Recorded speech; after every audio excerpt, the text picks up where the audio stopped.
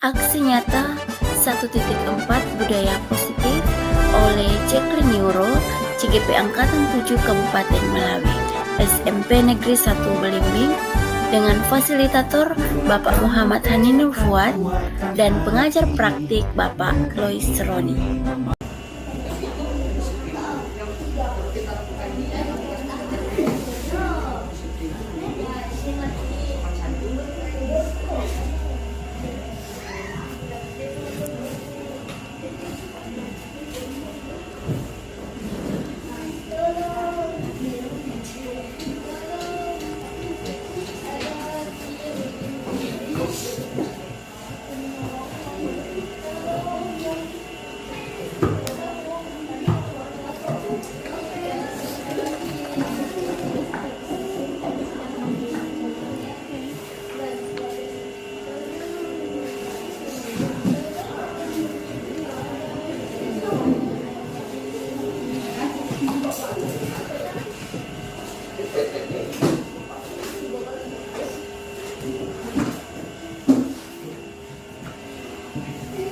Ya,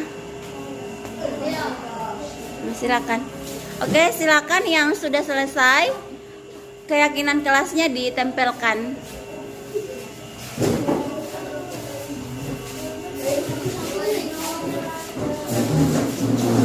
Beraturan ya.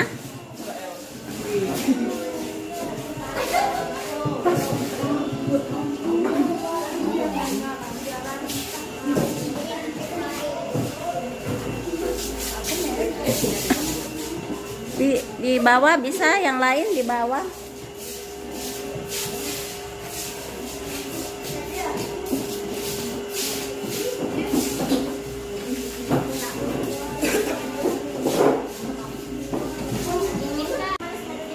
Sekarang meminta satu orang untuk membaca keyakinan kelasnya. Oke, silakan Raffi.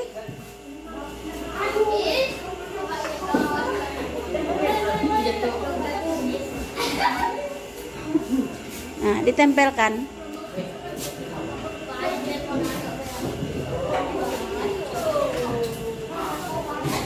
Tidak keluar kelas saat belajar, menunjukkan sikap kedisiplinan, mandiri, mengikuti peraturan sekolah.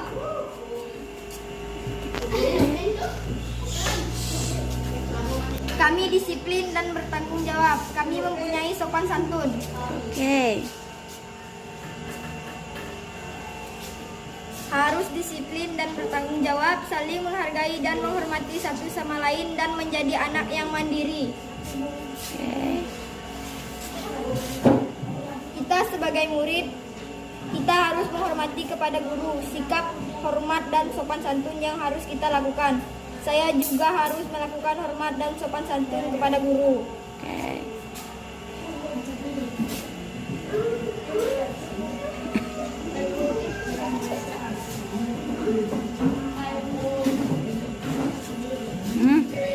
Jika tidak ada guru, kami mandiri. Kami sopan santun, kami kreatif. Contoh, jika tidak ada guru, kami mengambil tugas ke kantor. Oke.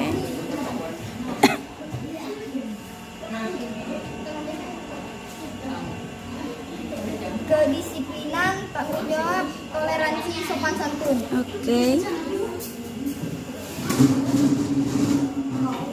Kami sikap disiplin, sikap mandiri, sopan santun. Contoh, tidak mengeluarkan Rehan.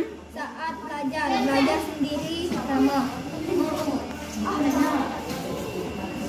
Kedisiplinan, mandiri, sopan santun, saling menghargai.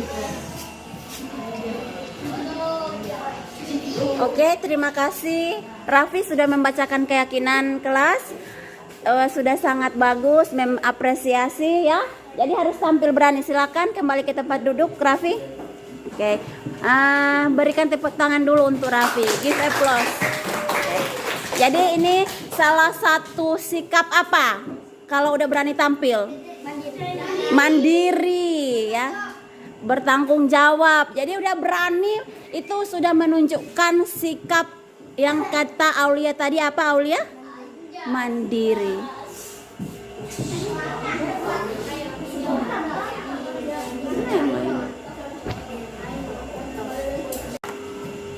kita sudah membuat keyakinan kelas bersama. Jadi, ini dibuat bersama ya, bukan mem yang menentukan keyakinan kelasnya. Jadi sudah dibuat bersama, bukan sekedar ditulis, tetapi diapakan? Dilakukan ya, dilaksanakan. Jadi kita karena sudah menulis sendiri, itu berarti sudah menjadi tanggung jawab kita ya, dalam diri kita ada kemauan untuk melaksanakan kebaikan. Jadi kita melaksanakan sikap-sikap atau nilai kebajikan yang sudah kalian tulis ya.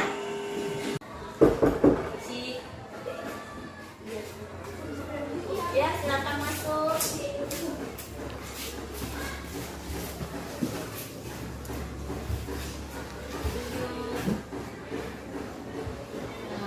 Udah tahu kenapa kalian dipanggil? Tahu kan? Jadi kenapa dipanggil? Karena nggak bawa kamus. Karena nggak bawa. Kamus. Jadi kenapa memanggil? Mem tidak mau menyalahkan kalian ya, atau misalnya menyudutkan kalian, memberikan sanksi. Karena pada umumnya ya, tidak ada manusia yang luput dari kesalahan. Semua orang pasti melakukan kesalahan. Sekarang memang nanya satu persatu ya. Jadi kenapa Bayu, mulai dari Bayu ya, Bayu tidak membawa kamus? Nggak ada kamus. Belum beli kamus. Kalau Nafis Dibawa apa? dibawa abang, kamus kamu sendiri. Kalau Dery lupa, ada kamus tapi lupa. Rizkia lupa. Tadi kan kawan-kawan yang lain semuanya sudah punya kamus. Ada bawa kamus. Yang berempat ini yang tidak membawa kamus, apalagi Bayu. Kita kan udah semester 1 itu apa? Udah membeli kamus semua kan? Kesepakatannya semester 2 udah apa, Bayu? Udah punya kamus sekarang yang mau ini. Jadi solusinya, jadi jalan keluarnya nanti ke depannya apa, Bayu? Gimana? Masalah ini menurut Bayu? Masalah Bayu ini bukan punya kamus ini gimana menurut Bayu? Solusinya jalan keluarnya apa? Nah? Nggak tahu. Apa gitu? Nggak beli? Kapan? Hari Kamis. Jadi kita kan udah sepakat kalau bahasa Inggris itu sebaiknya ada kamus. Sekarang Nafis dibawa abang. Itu kamus punya abang atau punya Nafis? Punya Nafis sendiri. Nanti pertemuan bahasa Inggris selanjutnya perbaikan Nafis apa? Perbaikan diri Nafis apakah masih tidak membawa kamus atau gimana? Membawa. Ya, jadi membawa ya. Kalau Dery sendiri gimana? Masih lupa lagi atau gimana? Enggak lupa lagi. Rizky ya? Nah, nanti pertemuan selanjutnya kamusnya dibawa. Ini mem kalau Bayu kan belum punya kamus kan? Kalau Dery dibawa abang. Nah kalau Nafis, Dery dan Rizkia ini lupa, katanya nanti perbaikannya pertemuan berikut membawa. Sekarang memang mau nanya Dery dan Rizkia, kita kan sudah buat keyakinan kelas kan? Keyakinan kelas apa yang belum Dery dan Rizkia tunjukkan? Dery dulu, keyakinan kelas apa yang belum ditunjukkan? bertanggung jawab. Apalagi itu ya?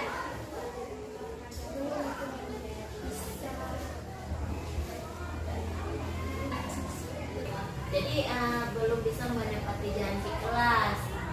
Jadi kalau tadi kata Dery, keyakinan kelas yang sudah kita buat yaitu belum ditunjukkan tanggung jawab. Jadi berarti nanti pertemuan berikutnya berempat ini sudah menunjukkan sikap apa? Keyakinan yang mana? Tanggung jawab. Ya. Jadi itu ini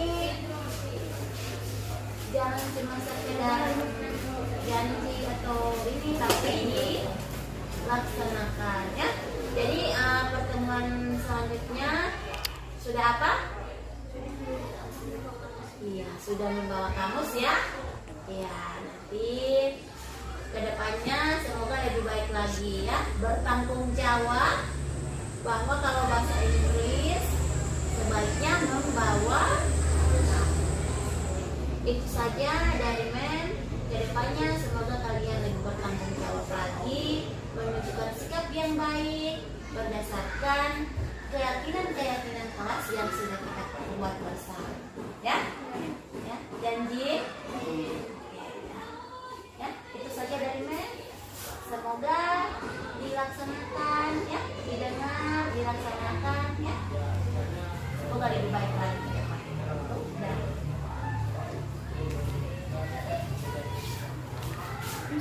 Ya.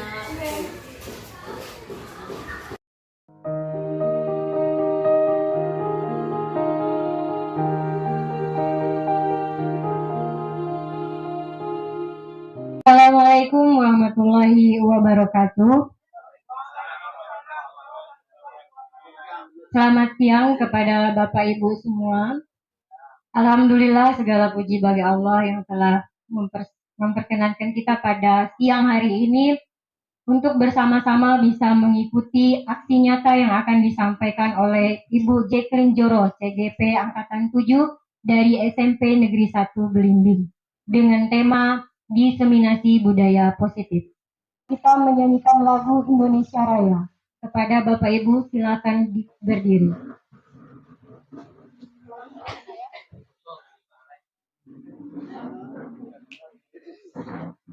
Hiduplah Indonesia Raya.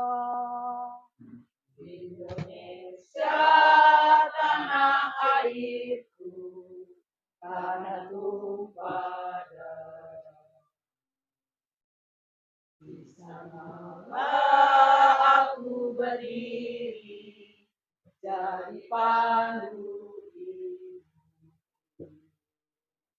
Indonesia kebangsaanku, bangsa dan tanah airku. Marilah kita berseru, Indonesia bersatu. Hiduplah tanahku, hiduplah negeriku, bangsaku, rakyatku semuanya. Bangunlah jiwanya, bangunlah badannya untuk Indonesia Raya. Indonesia Raya, merdeka, merdeka, tanahku, negeriku yang ku cinta. Indonesia Raya, merdeka, merdeka, hiduplah Indonesia Raya. Indonesia Raya, merdeka, merdeka, tanahku, negeriku yang ku cinta. Indonesia Raya, merdeka, merdeka, hiduplah Indonesia Raya. Hadirin dimohon duduk kembali. Sambutan dari Kepala Sekolah, Bapak Haji Budianto SPD MM, disilakan. Assalamualaikum warahmatullahi wabarakatuh. Selamat pagi dan selamat sejahtera untuk kita semuanya. Semangat untuk lebih baik ya. Oke, pada pagi hari ini kita akan melaksanakan diseminasi budaya positif yang akan dilakukan oleh Bu Jacqueline selaku guru calon penggerak di SMP Negeri 1 Blimbing ini. Kemudian yang pertama saya ucapkan terima kasih pada Bu Jacqueline dan kawan-kawan semuanya yang telah menyempatkan kesempatan ini ya untuk berbagi berkaitan dengan materinya hari ini adalah diseminasi budaya positif. Kemudian untuk Bu Jacqueline mungkin berkaitan dengan budaya positif Bu ya, di sini di sekolah ini kan kebetulan sudah banyak sekali programnya yang nanti bisa dikolaborasikan atau dikaitkan dengan program Ibu ini. Saya sampaikan bahwa yang pertama sekolah ini sudah ada pendampingan sekolah literasi nasional. Jadi sudah 3 tahun ini berjalan. Nanti bisa budaya positifnya itu dikaitkan juga dengan misalnya anak-anak budaya membaca, budaya apa yang terkait dengan literasi gitu Bu. Seperti itu yang pertama. Kemudian yang kedua berkaitan dengan bahwa sekolah ini ada pendampingan dari BPOM ya, Bejas atau sebagai apa namanya sekolah yang jajan aman sekolah gitu. Nanti berkaitan dengan budaya diseminasi budaya positif ini mungkin Bu Jacqueline bisa kaitkan atau bersama dengan nanti pihak pengelola kantin. Budaya positifnya misalnya bagaimana ketika jajan meletakkan sampahnya, memasukkan ke tong sampah sesuai tempatnya, kemudian kapan waktunya. Artinya budaya-budaya itu nanti bisa diterapkan di situ juga di dalam keterkaitannya dengan program Bu Jacqueline dan tadi pendampingan dari BPOM. Kemudian sekolah ini juga ini Bu Jacqueline mendapat pendampingan berkaitan dengan sekolah ramah anak. Nah, kebetulan sekolah ramah anak ini ketuanya di sini Pak Wende ya. Kebetulan beliau koordinator BK di sekolah dan koordinator BK di Kabupaten Melawi. Nah, ini banyak sekali budaya positif yang nanti harus dilakukan berkaitan dengan ini program BK ini. Artinya semakin nanti Bu Jacqueline ada kolaborasi ya, itu akan semakin memudahkan Bu Jacqueline dalam menyelesaikan tugas-tugas ini yang dibebankan Bu Jacqueline selama menjadi nanti guru penggerak. Masalah sekarang yang diangkat berkaitan dengan budaya positif yang berkaitan dengan BK ini Bu, di sekolah ini kan anak-anak istilahnya ya belum semuanya itu bisa sesuai dengan harapan kita di program BK. Masih banyak misalnya budaya anak dikeluarkan bajunya, artinya itu berarti kan dari budaya positifnya kurang mendidik anak. Kemudian anak pakai sepatu kadang berlain-lainan, kemudian mungkin banyak juga anak-anak yang rambutnya dipirang-pirang yang sesuai selera masing-masing gitu ya, jadi membuat anak itu tidak kondusif yang lain. Nanti bisa Ibu kolaborasikan dengan BK juga, program sekolah ramah anak. Kemudian di sini di SMP Negeri 1 Blimbing ini juga sebagai ini Bu, sebagai sekolah penggerak yang SK-nya kemarin mulai dari bulan Agustus ya.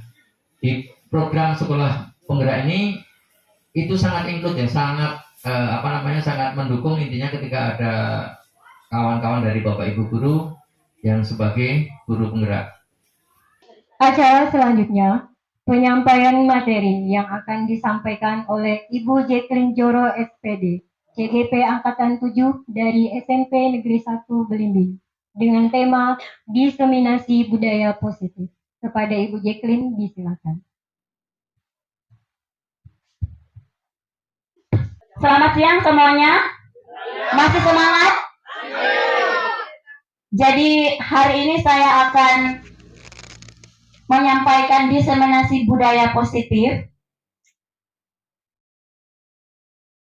Jadi kalau ketika kita mendengar kata budaya positif, pasti yang terlintas macam-macam di benak kita. Kita mulai dari, ini menurut Dr. William Glasser dalam kontrol teori atau teori kontrol yang kemudian hari berkembang dan dinamakan dengan teori pilihan atau choice theory, meluruskan beberapa miskonsepsi tentang makna kontrol. Jadi ini ilusi, ya. Yang pertama, ilusi guru mengontrol murid. Yang kedua, ilusi bahwa kritik dan membuat orang merasa bersalah dapat menguatkan karakter. Yang ketiga, ilusi bahwa semua penguatan positif, efektif, dan bermanfaat. Yang berikutnya yaitu ilusi bahwa orang dewasa memiliki hak untuk memaksa. Ini seringkali yang sering menjadi pemikiran kita. Jadi kita berpikir bahwa ini guru ini bisa mengontrol murid. Jadi itu ilusi ya Bapak Ibu. Jadi kita mulai dari disiplin positif dan nilai-nilai kebajikan. Sekarang saya minta Bapak Ibu berpasangan, ya. Coba Anda adalah A, ya. Tugas Anda adalah mengepalkan satu tangan Anda. Coba Anda bayangkan, jadi Bapak Ibu dengan pasangan masing-masing, coba. Cari pasangan masing-masing ya. Bukan pasangan sesungguhnya ya. Pasangan, jadi kita akan mensimulasikan. Jadi yang mengontrol diri itu siapa sih sebenarnya? Ya. Iya bisa, karena ini. Jadi yang pertama, ya petunjuknya adalah coba Anda bayangkan bahwa Anda menyimpan sesuatu yang benda tersebut sekuat tenaga Anda karena begitu pentingnya untuk kehidupan Anda. Jadi satu orang mengepalkan tangan, ya. Terus satu orang ini, ya, rekan yang B ini adalah mencoba dengan segala cara untuk membuka kepalan tangan teman Anda. Jadi teman Anda B boleh membujuk, menghardik, mengintimidasi, memarahi, menggoda, menggelitik, bahkan menawari Anda uang agar Anda bersedia membuka kepalan tangan Anda. Jadi Bapak Ibu bayangkan bahwa di kepalan tangan ini adalah barang yang paling berharga di dalam hidup Anda. Dan yang satu membujuk, coba berikan kepada saya barang berharga ini. Coba Bapak Ibu praktekkan. Coba dibujuk dengan cara apapun, ya, bisa menghardik, mengancam, ya.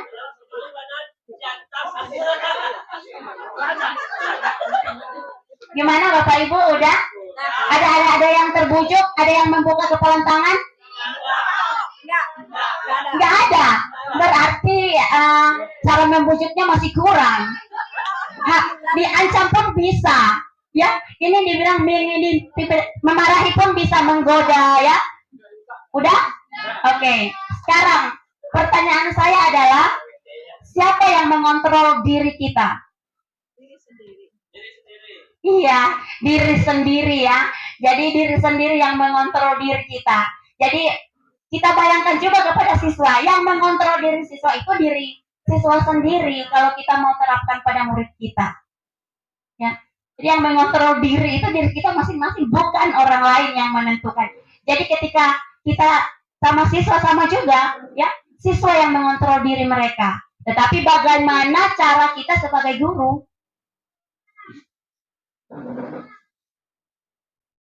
Tadi kita tentang disiplin positif tema kita ini. Jadi ketika kita mendengar kata disiplin, apa yang terbayang di benak Bapak Ibu? Ya, silakan Bu Ai. Bu Ai.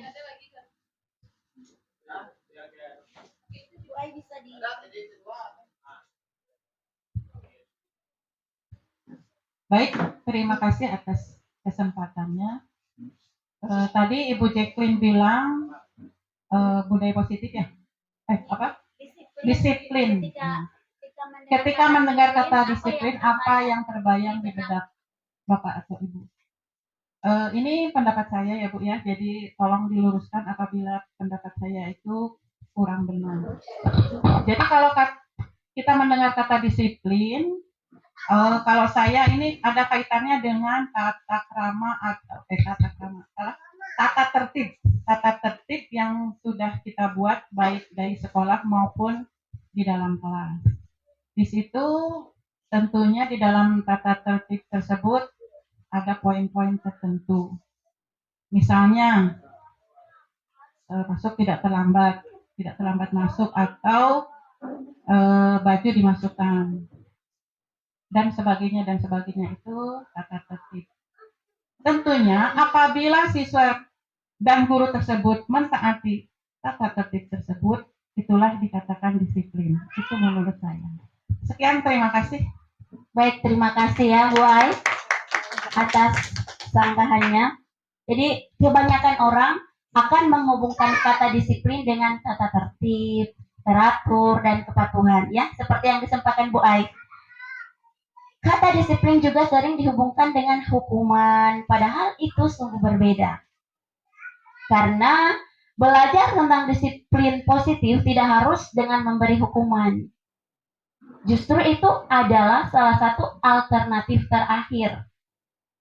Dan jika tidak perlu, ya tidak usah dilaksanakan hukumannya. Itu hukuman adalah pilihan terakhir kalau memang siswa atau orang yang dimaksud itu memang tidak bisa lagi, ya. Sudah berulang kali dengan segala cara, nah itu adalah pilihan terakhir. Tapi kalau bisa memilih itu tidak boleh hukuman.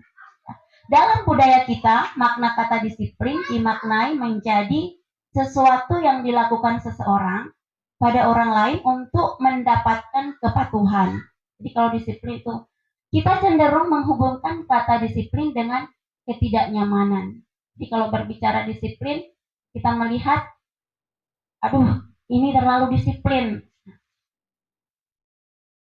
Apakah makna disiplin? Berasal dari bahasa Latin disciplina yang artinya belajar. Makna asal dari kata ini berkonotasi dengan disiplin diri dari murid-murid Socrates dan Plato. Disiplin diri membuat orang menggali potensinya menuju sebuah tujuan apa yang dia hargai. Jadi disiplin, kalau tadi kata Ibu Ai, disiplin itu berkaitan dengan tata tertib atau aturan.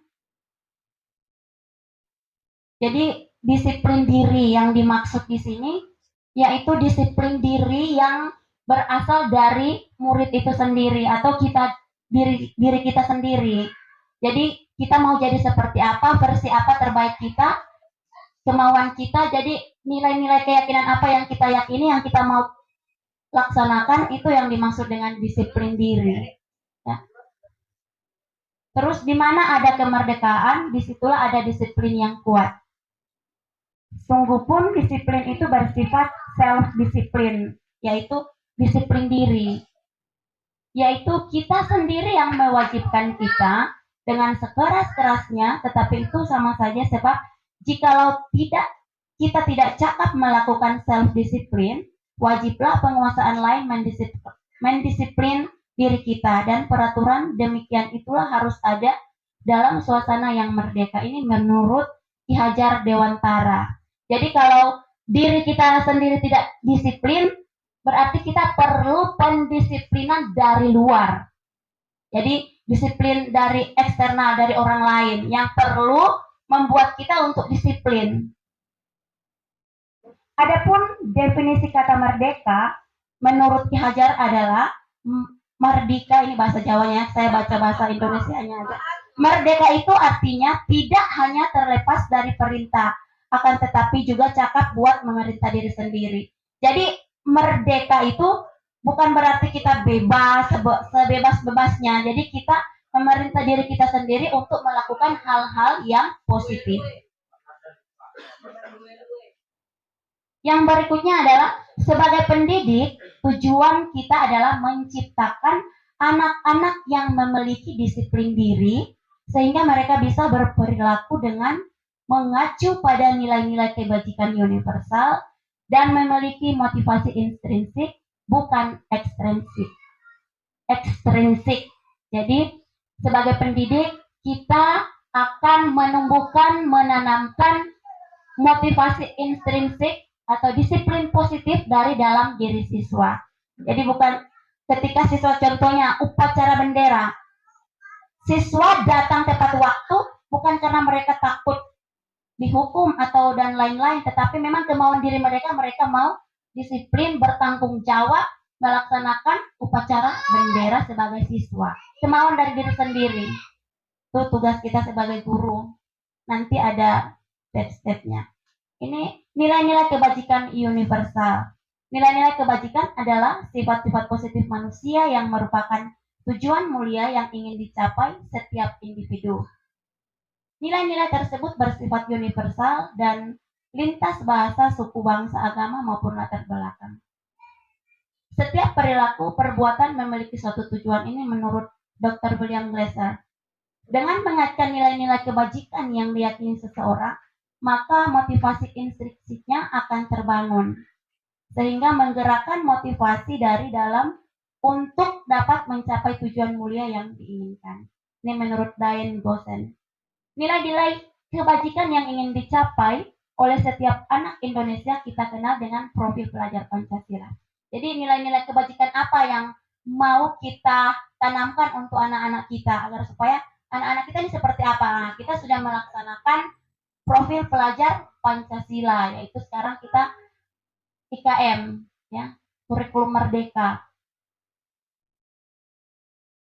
Ini nilai-nilai profil pelajar Pancasila ini kebajikan, yaitu nilai kebajikan universal yang perlu kita tanamkan pada diri siswa. Ini menjadi keyakinan siswa. Jadi siswa itu menjadi beriman, ya, bertakwa kepada Tuhan Yang Maha Esa, dan berakhlak mulia, mandiri, bernalar kritis, berkebinekaan global, bergotong royong, kreatif, dan lain-lain. Ini ada banyak nilai-nilai kebajikan yang perlu siswa kita atau murid kita yakini, menjadi keyakinan mereka. Contoh, misalnya bullying, ya. Ketika mereka ada rasa menghargai, empati terhadap teman-teman mereka, pasti mereka tidak akan membuli. Jadi ini nilai-nilai keyakinan yang perlu kita tumbuhkan pada siswa-siswa kita. Ini 9 pilar karakter. Ini adalah contoh-contoh nilai-nilai kebajikan universal.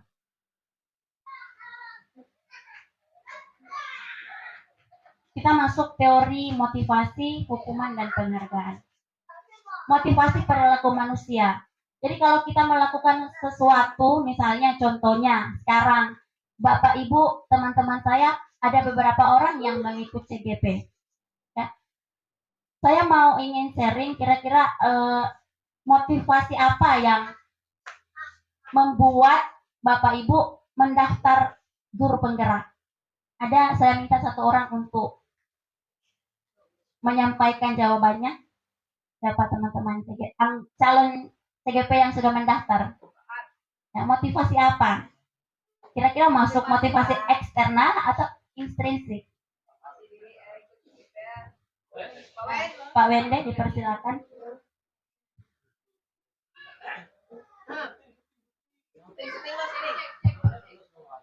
Baik, terima kasih.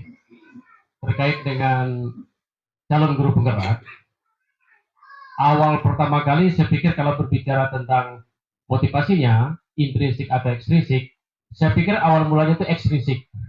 Kenapa ekstrinsik? Karena saya mendapat informasi itu dari luar. Itu yang pertama. Misalnya dari teman-teman yang sudah punya pengalaman, seperti di sini Bu Ramina, kemudian Pak Haryanto, yang sudah mendapatkan, sudah mengikuti CGP itu sendiri, di angkatan pertama kalau nggak salah untuk Melawi ya. Nah itu yang pertama, itu motivasi ekstrinsik. Nah, jadi saya dapat informasinya dari situ. Kemudian dari kepala sekolah juga, itu motivasi ekstrinsik.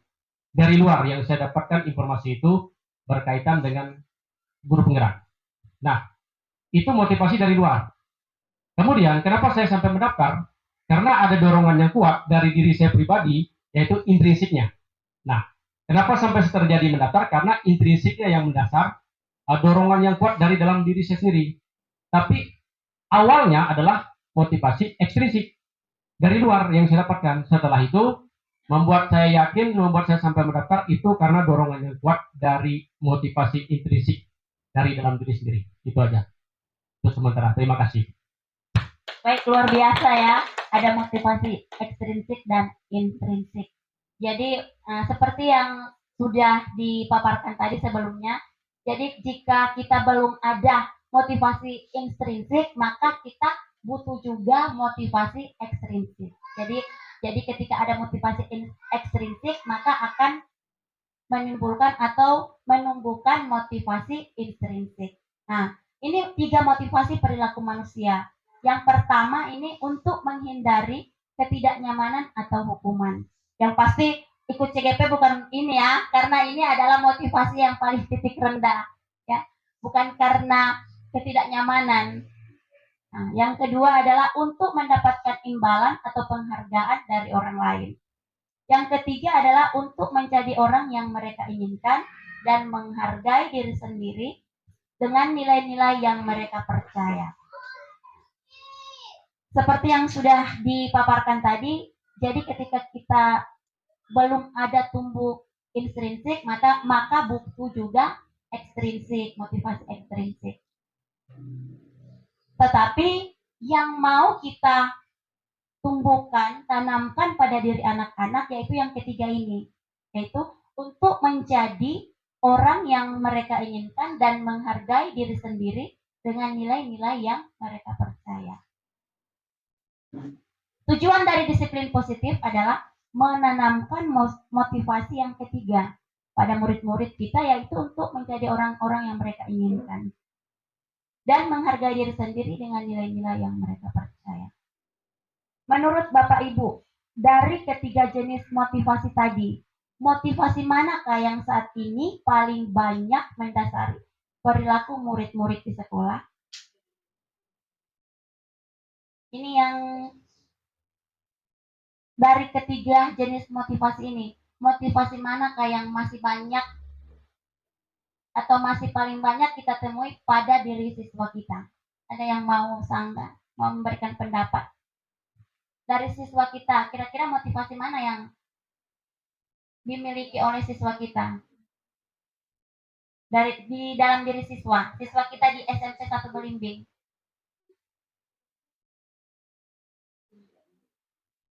Yang kurang tadi.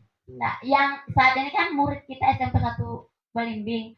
Motivasi yang mana yang paling banyak yang ada dalam diri siswa ketika di lingkungan sekolah? Motivasi yang 1, 2, atau 3?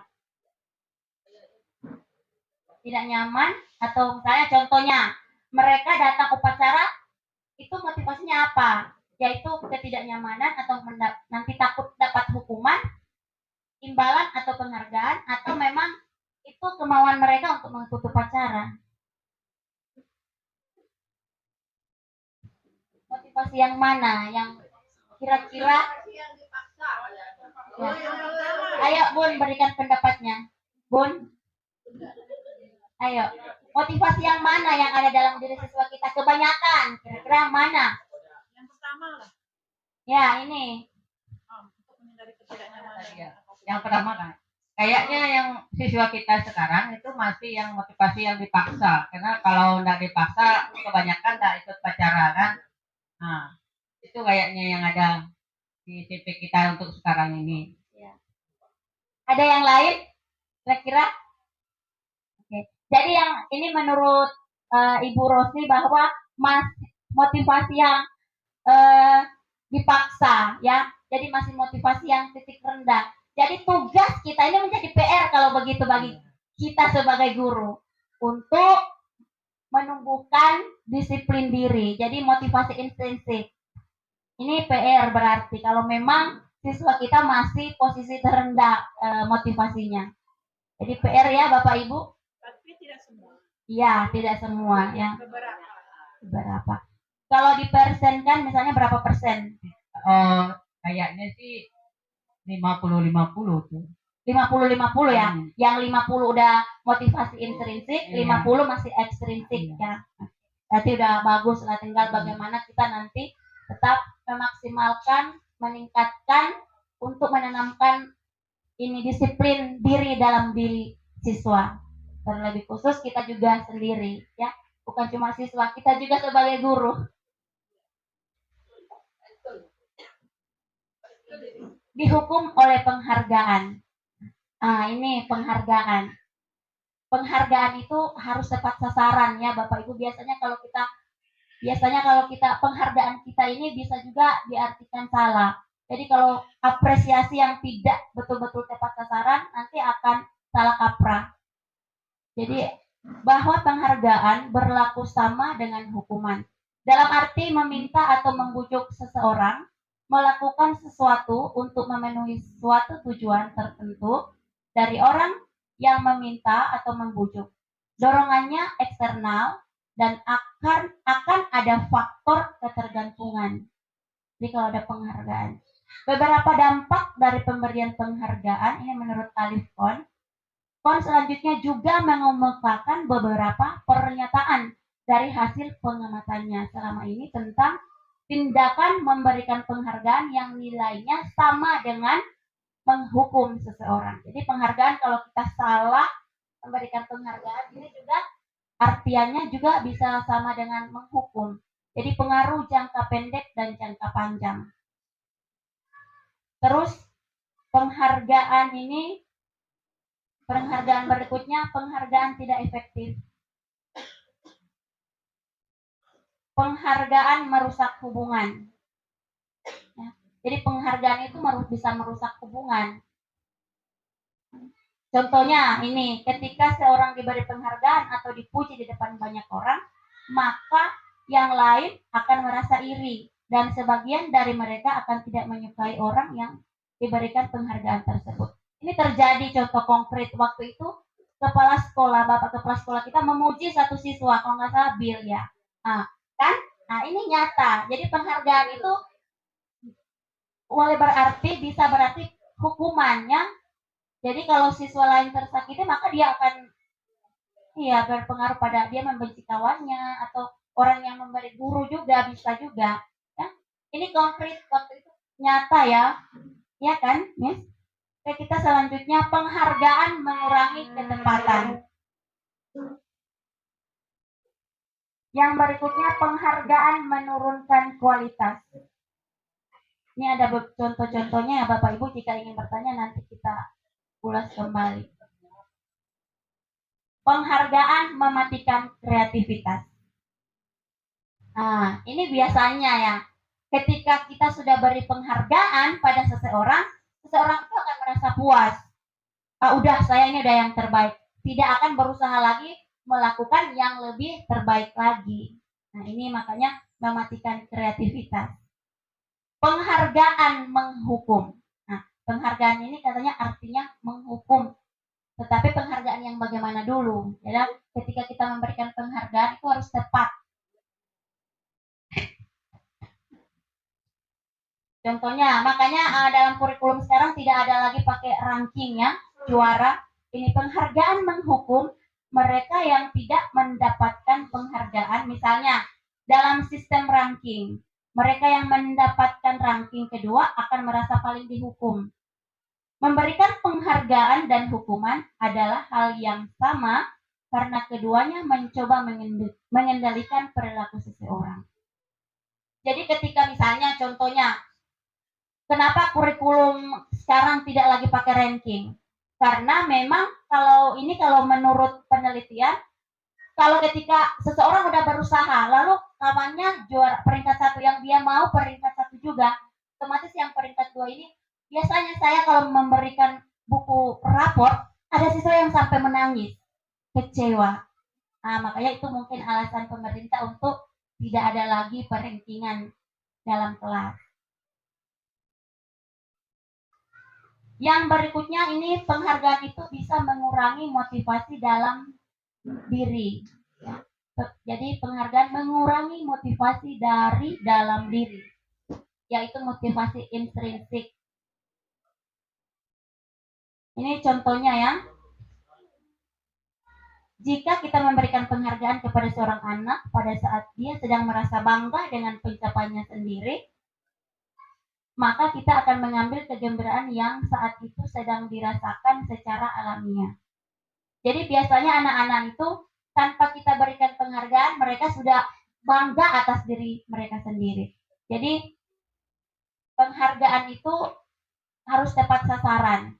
Ketika kita memberikan apresiasi itu jelas. Contohnya, misalnya dalam kelas ya, ketika ada anak yang bisa menjawab misalnya 1 tambah 1, 2. Wah, eh, bagus ya, sudah mengerti tentang matematika 1+1 jelas, langsung diapresiasi menurut dengan apa yang telah ia capai. Jadi harus tepat sasaran. Terus penghargaan itu proses. Jadi berfokus pada proses. Jadi Bapak Ibu saya ingatkan lagi bahwa ketika kita salah memberikan penghargaan itu akan bermasalah. Kita masuk di hukuman, konsekuensi, dan restitusi. Perbedaan hukuman dan konsekuensi. Kalau hukuman ini kan kalau bisa tidak usah dilakukan. Ini kalau konsekuensi lebih ke tanggung jawab ya. Kalau contohnya di kasus kelasnya Ibu Ai, ketika ada siswa yang memecahkan kaca, maka dia mengganti rugi. Nah, itu konsekuensi. Ini contohnya. Kalau hukuman itu sesuatu yang menyakitkan, sedangkan konsekuensi sesuatu yang harus terjadi. Ya, terus hukuman membuat anak sakit fisik maupun hati untuk jangka waktu lama. Kalau konsekuensi membuat anak merasa tidak nyaman dalam jangka waktu pendek. Jadi ketika kita berikan konsekuensi biasanya anak akan merasa dikecilkan ketika guru menjudge dia di depan teman-temannya. Terus anak membenci kedisiplinan. Kalau kita artikan, kalau kita terapkan hukuman. Jadi di dalam benak anak bahwa disiplin itu adalah hukuman. Terus anak akan merasa marah, rasa bersalah, dipermalukan, merasa tak dihargai. Ketika kita dihukum, ketika kita menghukum siswa kita. Menghukum. Jadi kalau saya lihat di sekolah kita ini tidak ada guru penghukum, ya. Ya, penghukum karena kalau bisa tidak boleh ini penghukum. Ya, kalau saya amati sih tidak ada ya. Ya. Yang ada konsekuensi seperti Bu Ai. Ada kelas misalnya memecahkan ember, ganti embernya. Nah, itu konsekuensi. Konsekuensi itu membuat anak merasa tidak nyaman dalam waktu jangka pendek. Anak menghargai disiplin. Jadi dia karena disuruh ganti, otomatis dia tidak akan mengulang. Ya, ya, dibuat tidak nyaman, diasingkan untuk sementara. Jadi ketika kita melaksanakan konsekuensi ini, anak akan merasa tidak nyaman. Maka sebaiknya apa yang kita lakukan? Nah, ketika kita menangani siswa yang bermasalah, kita gunakan restitusi. Apa itu restitusi? Restitusi adalah proses menciptakan kondisi bagi murid untuk memperbaiki kesalahan mereka, sehingga mereka bisa kembali pada kelompok mereka dengan karakter yang lebih kuat. Restitusi juga merupakan proses kolaboratif yang mengajarkan murid untuk mencari solusi untuk masalah mereka dan membantu murid berpikir tentang orang seperti apa yang mereka ingin menjadi atau tujuan mulia dan bagaimana mereka harus memperlakukan orang lain. Ini menurut Diane Gosen 2004. Ini 9 ciri-ciri restitusi. Jadi kalau kita mengatasi siswa-siswa yang bermasalah, biasanya kita mengatasi dengan konsekuensi, ya. Karena ketika saya lihat tidak ada guru penghukum, kita paling banyak menerapkan konsekuensi. Jadi kita ini diajak untuk menerapkan restitusi. Restitusi itu ciri-cirinya seperti apa? 1, bukan untuk menebus kesalahan, namun untuk belajar dari kesalahan. 2, memperbaiki hubungan. 3, tawaran bukan paksaan. Restitusi menuntun untuk melihat ke dalam diri. 5, restitusi mencari kebutuhan dasar yang mendasari tindakan. 6, restitusi diri adalah cara yang paling baik. 7, restitusi fokus pada karakter bukan tindakan. 8, restitusi fokus pada solusi. Yang terakhir ini restitusi mengembalikan murid yang berbuat salah pada kelompoknya. ini segitiga restitusi ya, menstabilkan identitas, terus validasi tindakan yang salah, menanyakan keyakinan.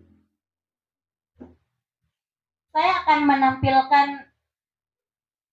skenario restitusi yang sudah saya laksanakan. Jadi contohnya paling ini seperti ini.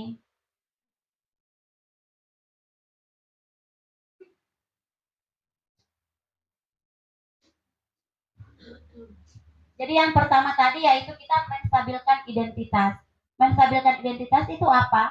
Pertama kali kita datang ke siswa, kita jangan langsung marah-marah, membuat menenangkan dulu. Ini saya berikan contoh percakapan dengan siswa. Jadi ini percakapan saya dengan siswa ketika saya mempraktekkan restitusi, ya. Ketika siswa melakukan kesalahan, bagaimana kita cara menanganinya?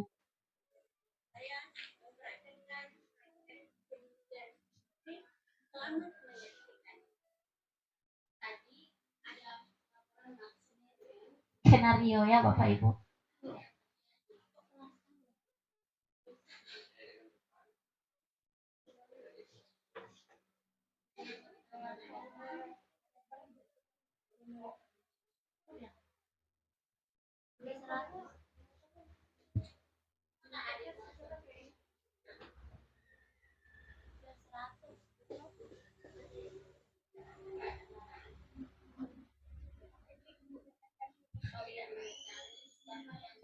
Salah dalam permasalahan. Wah, tadi ada laporan masuk tentang kalian berdua. Apa yang terjadi? Saya dengan depan, tahu dengan adaptasi. Ada yang mau ditambahkan, Depan?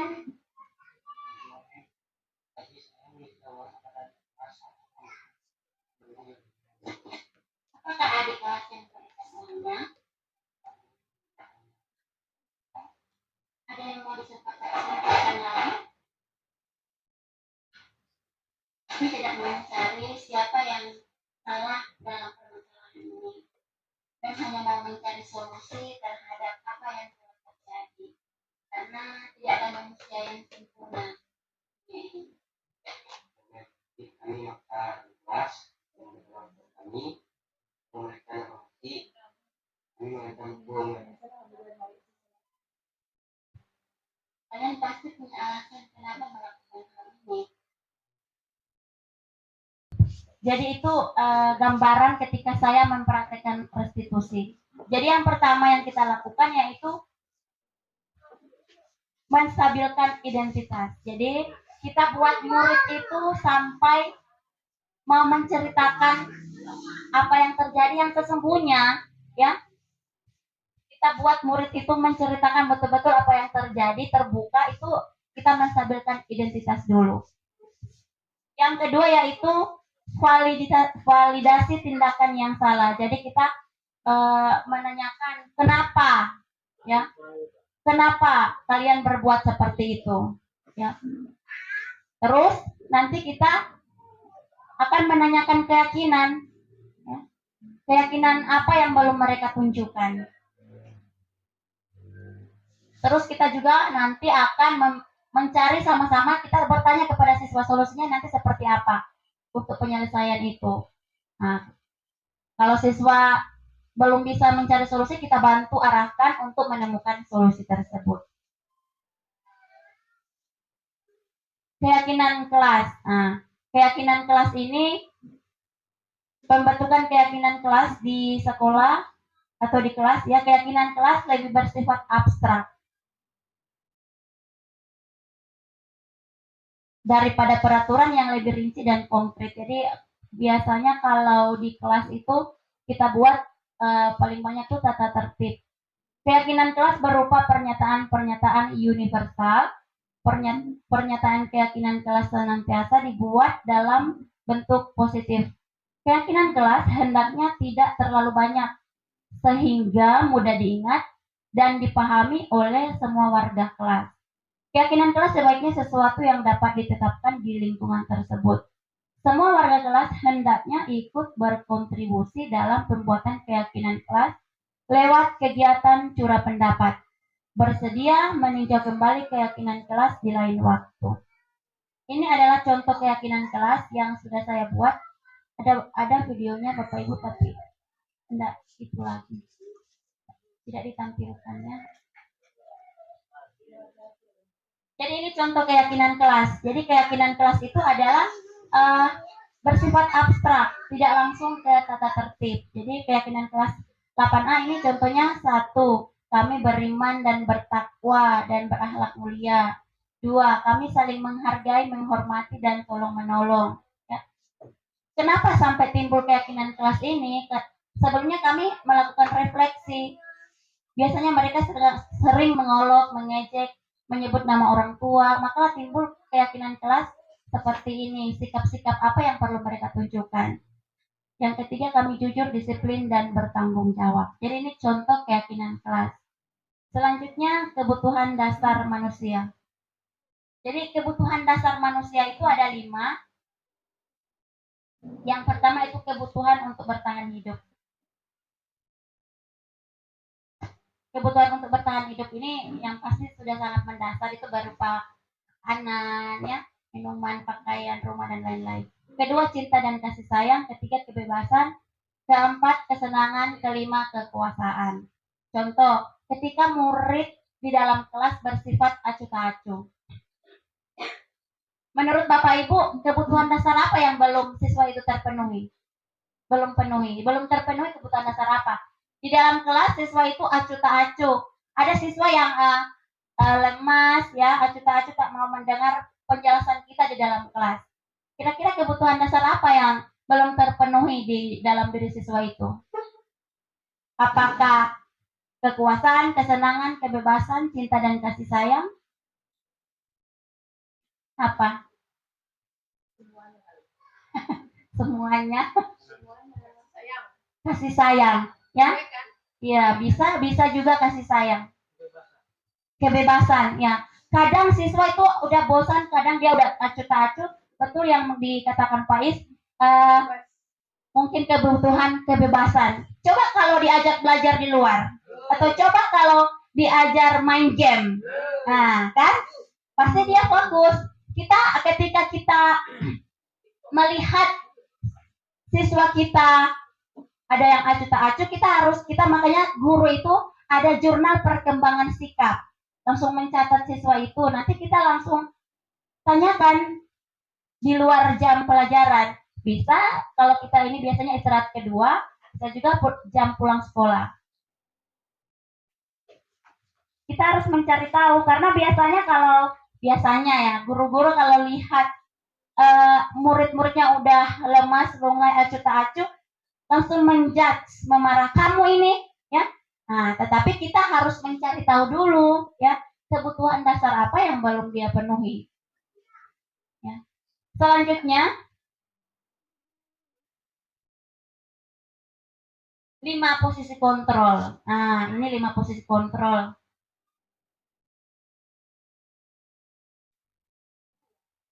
Ya. 5 posisi kontrol, yaitu yang pertama penghukum. Nah, pastinya di sini tidak ada guru penghukum dari tadi, ya. Baik-baik. Iya. Baik-baik. Sayang sama muridnya. Sayang.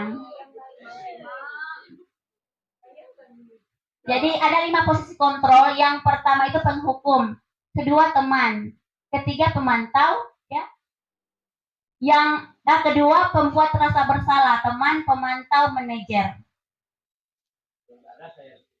Ya.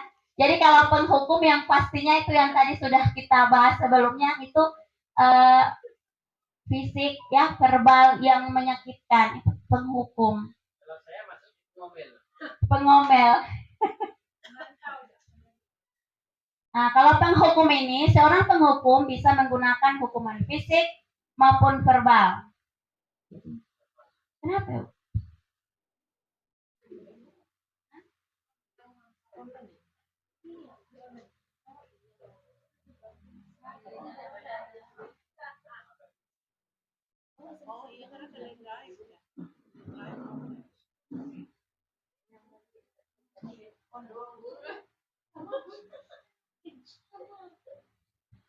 Jadi kalau seorang penghukum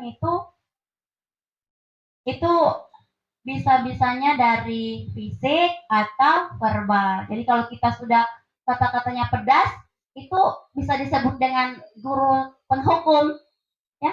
Kalau sampai menyakiti hati siswa, ya. Yang kedua yaitu pembuat rasa bersalah. Walaupun halus, contohnya misalnya gini, gimana kamu ini nggak dengar ibu, kamu nih nggak sayang ibu, gimana anak ini. Nah, ini kan pembuat rasa bersalah. Atau ibu sangat kecewa dengan kamu.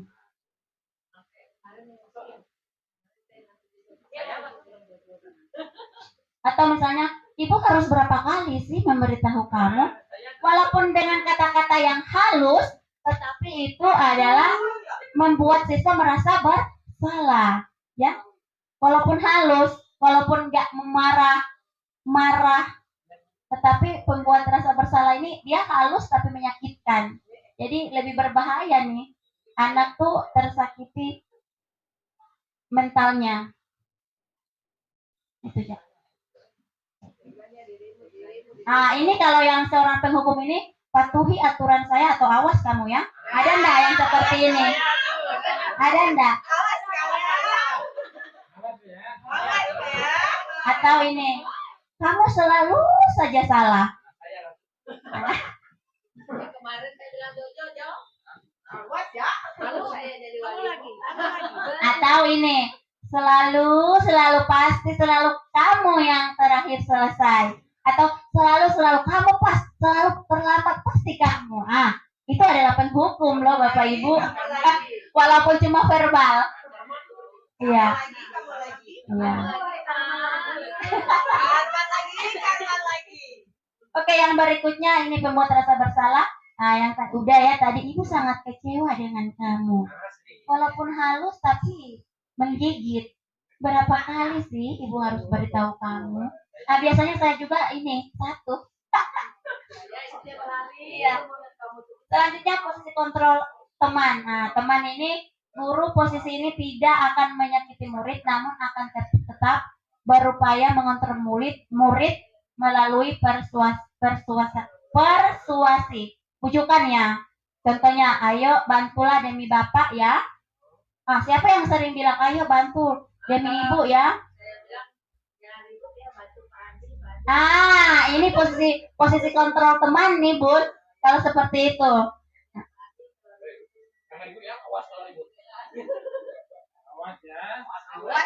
Atau yang kayak gini. Contohnya kita melepaskan anak. Contohnya ini. Ya sudah, kali ini tidak apa-apa ya.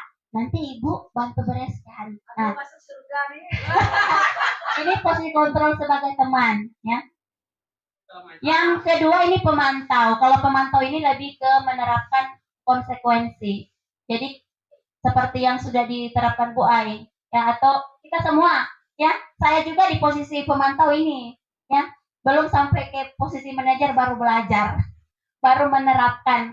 Biasanya tuh emosi, pasti ada konsekuensi. Kamu memecahkan ember, kamu harus begini. Itu konsekuensi. Jadi biasanya posisi saya juga di sini. Ini posisi kita yang seharusnya, yaitu posisi manajer. Seharusnya kita di posisi ini ya Bapak Ibu. Semoga lah kita konsisten menjadi seorang manajer. Seorang manajer itu seperti apa? Manajer adalah posisi di mana guru berbuat sesuatu bersama dengan murid, mempersilahkan murid mempertanggungjawabkan perilakunya, mendukung murid agar dapat menemukan solusi atas permasalahannya sendiri. Seorang manajer telah memiliki keterampilan di posisi teman maupun pemantau. Jadi kalau manajer itu dia bisa teman, pemantau, dan dengan demikian bisa jadi di waktu-waktu tertentu kembali kepada kedua posisi tersebut bila diperlukan. Jadi bila diperlukan bisa konsekuensi. Namun bila kita menginginkan murid kita menjadi manusia yang merdeka, mandiri, dan bertanggung jawab, maka kita perlu mengacu kepada restitusi yang dapat menjadikan murid kita seorang manajer bagi dirinya sendiri. Di manajer, murid diajak untuk menganalisis kebutuhan dirinya. maupun kebutuhan orang lain. Di sini penekanan bukan pada kemampuan membuat konsekuensi, namun dapat berkolaborasi dengan murid bagaimana memperbaiki kesalahan yang ada. Seorang manajer akan berkata, seperti yang sudah saya praktekkan tadi. Jadi dalam video tadi, ketika saya bertanya siswa itu posisi yang saya praktekkan adalah posisi manajer. Jadi ini pertanyaannya, apa yang kita yakini? Jadi apa yang kamu yakini? Jika kamu meyakininya, apakah kamu bersedia memperbaikinya? Jika kamu memperbaiki ini, hal ini menunjukkan apa tentang dirimu? Apa rencana kamu untuk memperbaiki hal ini? Jadi itu. Setelah mengetahui 5 posisi kontrol guru, mari kita refleksikan di mana posisi kontrol kita sebagai pendidik.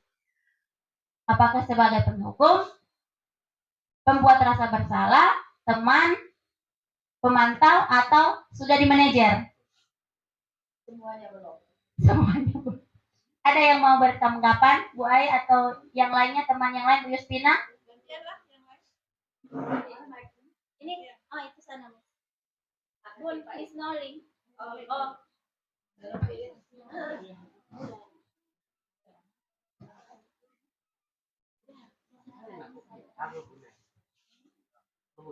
Gantian biar muka-mukanya masuk.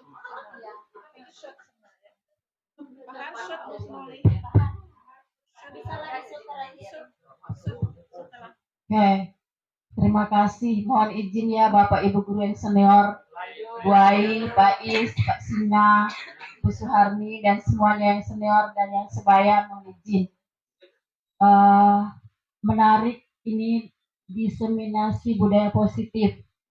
Pertama, saya mau nyambung yang dikomen oleh Bu Ai tentang tadi kita begitu budaya positif itu berpikirnya ke peraturan.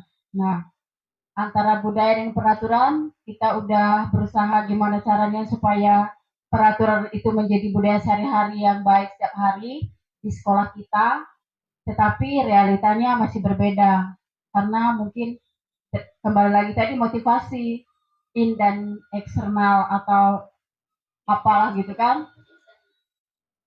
Kemudian yang ini tadi yang 5 posisi kontrol. Kalau di situ kayaknya Noli belum masuk semua gitu kan. Kenapa? Apa yang Noli sampaikan ke siswa itu belum ada yang menjadi budaya sehari-hari. Siswanya itu aja yang telat, yang salah pakai sepatu, lalu pakai sendal, pakai sweater, bawa handphone, terutama di bawa handphone. Tadi begitu saya keluar dari kelas, saya langsung mengeluh dengan Bapak Ibu guru yang di sini, termasuk Bu Dewi sama Bu Suharni. Di kelas 9C. Sebetulnya saya tahu siswa di situ bawa handphone, tetapi kan kita peraturan kan siswa tidak boleh membawa handphone, tapi ternyata tetap membawa walaupun udah kita razia, kita nasihatin, kita tegur. Lalu di situ tadi kan kita sebagai teman, kalau sebagai menegur sebagai teman, sebagai apa dan seterusnya tadi.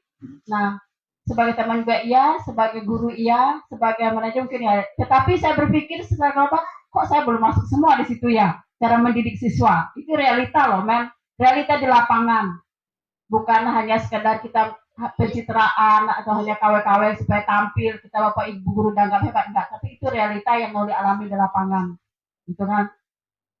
Lalu solusinya nih, yang tadi budaya peraturan baju dari sepatu dan baju wajib dipakai sekolah, tapi kadang-kadang juga banyak yang ya, kurasa kita semua tahu gitu kan. Upacara kan diwajibkan nih pakai topi, dasi, sepatu, tapi pada kenyataannya atau realitanya kan masih banyak terus yang dibaris oleh Pak Ujang di samping kita ini yang tidak lengkap. Nah, sekarang ini kan solusi supaya tidak begitu ini, supaya tidak melakukan kesalahan yang sama, orang yang sama terus, sehingga kalau Noli ngomong itu kan ada saatnya nanti Miss Noli gantung kepalamu ke bawah, kakimu ke atas di pohon ketapang. Kan itu bahasa Miss Noli gitu kan. Nggak bagus, tapi mau bagaimana ya? Cara masih mencari solusi cara supaya siswa ini tertib. Tetapi Miss Noli juga tertib gitu kan, nggak suka-suka. Nah, kembali ke tema kan kita merdeka belajar. Ternyata secara berpakaian dan seragam juga kita nggak merdeka dong. gitu kan, masih aja itu terus yang terulang dan seterusnya. Lalu Merdeka Belajar ini yang gimana sebenarnya? Kan ada disampaikan tadi materi itu. Itu yang dari Noli, Ma'am Jacqueline, thank you. Oke, that's enough. Nah, baik, terima kasih Miss Noli. Beri tepuk tangan dulu untuk Miss Noli. Jadi itu. Jadi setelah mengetahui 5 posisi kontrol ini, kita refleksi bersama-sama di manakah posisi saya. Usahakan tidak ada di penghukum. Ya, karena penghukum itu pilihan terakhir. Kalau pemantau, teman, itu kita di posisi itu bisa. Kalau pembuat rasa bersalah pun itu mematikan karakter anak. Walaupun lemah lembut, tetapi kata-katanya menggigit pedas. Ya. Dari sekian penampilan materi ini, ada pertanyaan? Ada yang mau ditanyakan, Bapak Ibu? Oke. Kalau tidak, kita lanjut refleksi. Kita refleksi bersama-sama ya Bapak Ibu. Satu, hal baru apa yang mengubah paradigma Bapak Ibu yang Bapak Ibu dapatkan? Pak Is, silakan Pak Is tanggapi. Tadi Pak Is mau menanggapi kan? Hal baru apa yang mengubah paradigma Bapak Ibu? Hal baru apa yang Pak Is dapatkan nih? Terima kasih waktunya. Kalau berbicara tentang hal baru, menurut saya ini benar-benar baru bagi saya. Ya, terutama permasalahannya dengan guru penggerak. Guru penggerak ini menurut saya hal yang paling baru, apalagi dengan adanya sekolah penggerak. Ini hal baru bagi saya. Kalau sebagaimana yang disampaikan tadi, posisi atau bagaimana cara hal-hal apa yang harus kita perbaiki. Saya bingungnya yang baru bagi saya di solusinya. Setelah ditampilkan dari pertama sampai kelima tadi kalau tak salah. Nah, di situ sudah jelaskan mau posisinya di bagian pemantau atau penghukum dan sebagainya. Jadi solusinya itu macam mana? Hal yang terjadi di sekolah kita ternyata apa yang seperti yang dikatakan Miss Noli itu betul. Solusi itu yang mungkin menurut kita gali dan kita cari. Apa yang harus kita laksanakan supaya kita bisa di posisi manajer, karena memang berat bagi saya secara pribadi, berat karena hal ini menurut saya baru. Mungkin ini yang dapat saya sampaikan, mudah-mudahan kita sama-sama dapat solusinya supaya bisa mengatasi ini dan kita bisa sama-sama menjadi seorang manajer dimanapun kita berada, baik dengan siswa atau dengan sesama kita sebagai guru. Terima kasih. Assalamualaikum warahmatullahi wabarakatuh. Ya, terima kasih Pak Is. Jadi solusi itu nanti ketika ada satu masalah itu diselesaikan bersama-sama dengan siswa. Jadi bicarakan bersama siswa itu kira-kira solusinya seperti apa. Dan ajak siswa untuk menemukan solusinya sendiri. Kalau memang siswa tidak ada solusi, bisa dibantu oleh guru tersebut. Yang kedua, perasaan apa yang muncul selama mengikuti kegiatan ini, khususnya mengenai makna disiplin dan motivasi intrinsik. Siapa yang boleh menyangka ini? Perasaan apa yang dirasakan oleh Bapak Ibu setelah mengikuti kegiatan ini? Pak Is, tambah. Oke, apa tadi pertanyaannya? Perasaan, alhamdulillah. Perasaan apa yang muncul selama mengikuti kegiatan ini, khususnya mengenai makna disiplin dan motivasi intrinsik? Secara pribadi, yang saya alami, perasaan saya alami saat ini, yang pertama, saya bangga dalam arti bisa paling tidak secara garis besar bisa ini seperti ini. Itu yang pertama. Yang kedua mungkin perasaannya ingin tahu. Karena selama ini memang menurut saya jalan tempat. Jalan tempat berarti tidak bergerak. Tidak bergerak, rupanya dengan adanya kegiatan yang dilaksanakan oleh Bu Jacqueline, diseminasi positif ini membuat saya merasa senang dan bangga, ingin tahu. Perasaan saya ingin tahu. Masa selama ini mungkin orang sudah bergerak kemana-mana, melaksanakan kegiatan ini, tapi sementara saya masih seperti ini. Jadi perasaan saya ini ingin seperti apa yang telah dilaksanakan kawan-kawan tadi ini. Ini perasaan secara pribadi, mudah-mudahan yang lain juga sama seperti itu, ya. Karena yang namanya bergerak ini menurut saya memang harus dimulai dari diri kita. Ya, mulai dari kita untuk bergerak. Mungkin itu. Terima kasih. Assalamualaikum warahmatullahi wabarakatuh. Baik, terima kasih Pak Is. Ada yang lain? Oke, Manajer, saya pastinya. akan menjadi abang seperti apa setelah mengikuti kegiatan ini. Tadi Bu Jacqueline sudah menyampaikan 5 posisi kontrol ya. Biasanya mungkin kita yang pembuat merasa bersalah kayaknya ya. Saya termasuk itu salah satunya. Jadi sekarang mau belajar menjadi manajer lah ya untuk anak-anak. Ini itu aja. Terima kasih. Ya, baik, terima kasih Bu Bulan. Ya, jadi saya pun kadang-kadang itu di posisi pembuat rasa bersalah ya, kadang-kadang di posisi teman, kadang-kadang dibuat di posisi pemantau. Jadi memberikan konsekuensi bagi yang melaksanakan atau melakukan kesalahan yang harus bertanggung jawab, itulah konsekuensi. Tapi di sini kita diminta ya, diajak oleh pemerintah untuk menjadi manajer ya, manajer. Iya, manajer ya. Kita praktekkan segitiga restitusi. Jadi kita stabilkan identitas dulu. Jadi kita tanya-tanya dulu kepada anak, tenangkan dulu.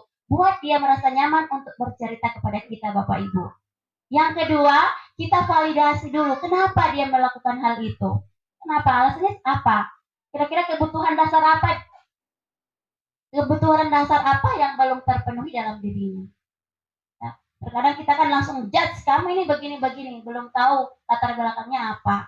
Yang ketiga itu menanyakan keyakinan. Ya, keyakinan ini harus kita buat. Saya sudah buat di keyakinan dan itu udah masing-masing kelas sudah saya minta untuk buat besar-besar di 7A, B, C, 8A yang kelas saya masuk. Nah, semoga Bapak Ibu yang lain silakan membuat keyakinan kelas. Keyakinan kelas itu sifatnya abstrak, yaitu nilai-nilai kebajikan universal yang tadi yang perlu siswa tunjukkan untuk mengurangi yang tadi kalau berkaitan dengan disiplin. Kalau disiplin katanya berkaitan dengan tata tertib. Itu untuk mengurangi pelanggaran peraturan. Yang terakhir, terima kasih saya sampaikan kepada Bapak Ibu atas kerjasamanya, kehadirannya, partisipasinya. Diskusi hari ini sungguh sangat luar biasa. Saya sangat merasa senang, bangga menjadi bagian dari Nexabel SMP Negeri 1 Belimbing. Tepuk tangan dulu untuk sekolah kita. Luar biasa ya Bapak Ibu. Kalau saya sendiri tidak bisa melakukan kegiatan ini tanpa ada dukungan, partisipasi baik tenaga, pikiran, dan lain-lain semua ini. Semoga ilmu hari ini, kegiatan hari ini boleh bermanfaat untuk kita dan untuk sekolah kita. Terima kasih, saya sampaikan, kembalikan kepada MC.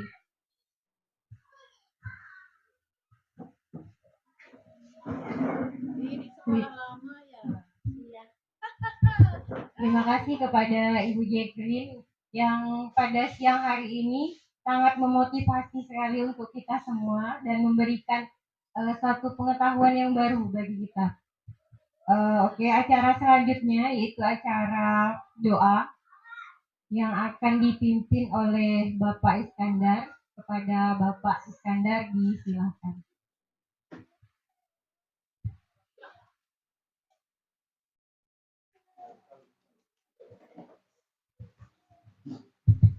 Oke, terima kasih waktu yang diberikan kepada kami untuk mengakhiri acara diseminasi budaya positif pada hari ini. Marilah kita berdoa agama dan kepercayaan kita masing-masing. Mudah-mudahan apa yang disampaikan Bu Jacqueline hari ini bermanfaat bagi kita dan bisa diterapkan di sekolah kita. Bagi yang beragama Muslim, izinkan kami untuk memimpin.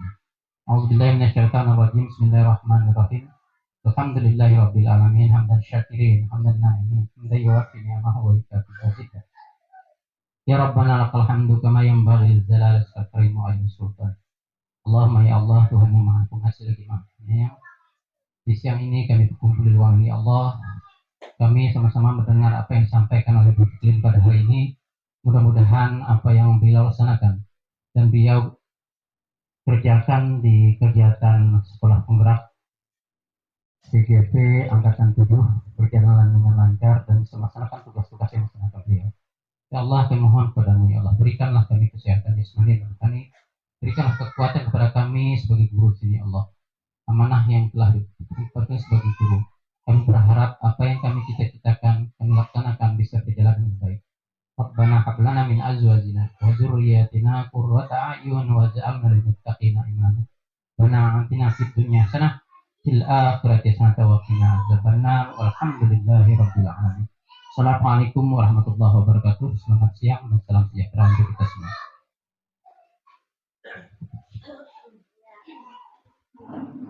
Dengan berakhirnya pembacaan doa tadi, maka berakhir pula kegiatan aksi nyata pada hari ini. Terima kasih kepada Ibu Jacqueline Joroh atas aksi nyata yang telah disampaikan kepada Bapak Ibu guru dan teman-teman semua. Semoga ini bisa memberi dampak positif bagi sekolah kita dan memberi kemajuan juga buat sekolah kita. Demikian kegiatan ini saya tutup. Wabillahi taufiq wal hidayah. Assalamualaikum warahmatullahi wabarakatuh. Selamat siang. Terima kasih Guru Bergerak Indonesia Maju. Salam dan bahagia.